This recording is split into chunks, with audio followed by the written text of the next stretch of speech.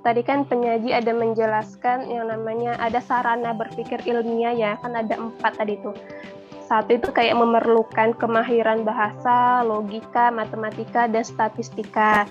Nah, jadi saya ingin bertanya, ini ada 2 pertanyaan untuk penyaji gitu. Nah, pertanyaan pertama, jika atau apabila salah satu dari keempat tadi nih, kemahiran bahasa, logika, matematika, dan statistika ini, apabila salah satu dari sarana berpikir ilmiah itu tidak terlaksana, apa akan berpengaruh pada hasil akhir dari kegiatan berpikir ilmiah? Jika iya, apa pengaruhnya dan contohnya? Terus pertanyaan kedua, ini misalnya kan ada orang tunarungu atau tunawicara nih. Nah, apakah yang kesehariannya itu mereka menggunakan isyarat? Nah, pertanyaannya apakah mereka itu bisa dikatakan atau bisa disebut melakukan sarana berpikir ilmiah gitu. Terima kasih. Baik. Jadi Puspita melanjutkan ya, mau menjawab pertanyaan dari Mbak Mita. Pertanyaan pertama kan apabila salah satu sarana berpikir ilmiah tadi tidak terlaksana, bagaimana? Begitu ya Mbak Mita? Nah, jadi kan sarana berpikir ilmiah di sini pengertiannya adalah merupakan alat agar metode ilmiah itu dia dapat menjalankan fungsinya dengan baik. Nah, kalau dibalik lagi ke pengertiannya, berarti pemahaman kita adalah ketika salah satu sarana itu tidak bisa kita kuasai, mungkin bisa tetap berjalan metode ilmiah itu, tapi metode ilmiah itu berjalannya tidak sesuai dengan dengan kinerja seharusnya gitu. Jadi fungsinya tidak berjalan dengan baik. Begitu kalau jawaban dari Mbak Mita. Bagaimana? Iya Mbak, berarti kalau misalnya salah satu tidak diterapkan, maka hasilnya pun tidak maksimal ya. Iya. Terus Mbak, yang pertanyaan kedua ini, yang tunarungu atau tunawicara tuh apakah bisa disebutkan mereka tuh melakukan sarana berpikir ilmiah? Kan tunarungu kan yang tidak bisa mendengar, tunawicara tidak bisa berbicara gitu.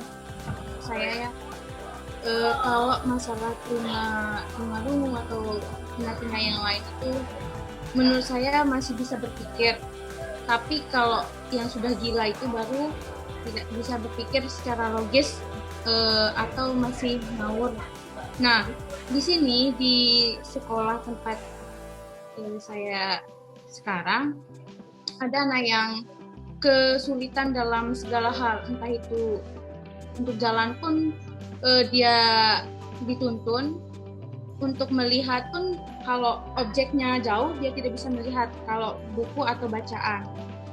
Tapi kelebihan dari anak ini, kalau ditanya suatu hal dia bisa menjawab, tapi pelan-pelan cara belajarnya.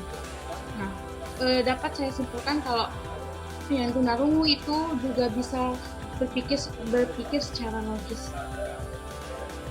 Mau menambahkan ya, jadi setelah dipikir-pikir sepertinya memang bahwa baik tunarungu atau tuna tidak bisa berbicara begitu tetap bisa melakukan berpikir ilmiah menggunakan sarana, tapi sarana bentuknya mereka tuh mungkin tetap bahasa, matematika, dan statistika, tapi dalam aplikasi yang berbeda begitu.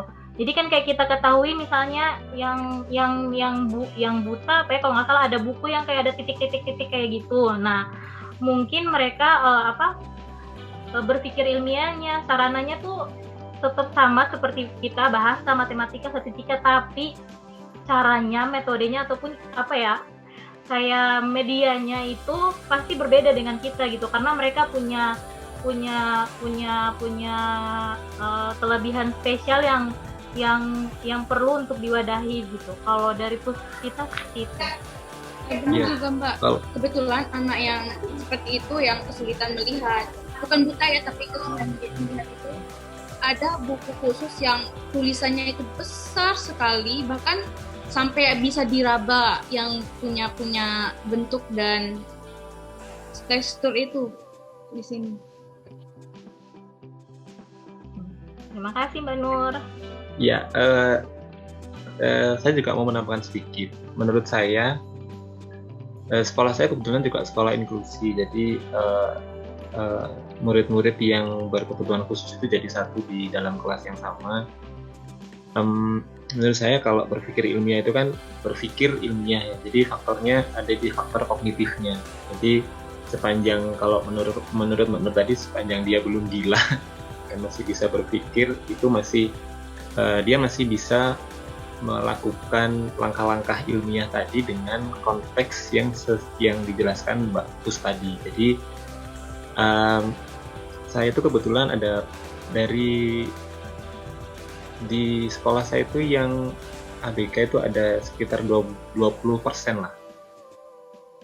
Jadi setiap hari saya dan guru pendamping khusus ABK itu setiap hari dulu sebelum pandemi itu tiap hari melakukan perlakuan yang spesial itu di kelas. Jadi ketika saya ngajar yang lain, si ABK ini juga menerima materi yang sama tapi dengan cara mereka sendiri-sendiri sesuai dengan ketunaannya. Itu tambahan dari saya, Mbak.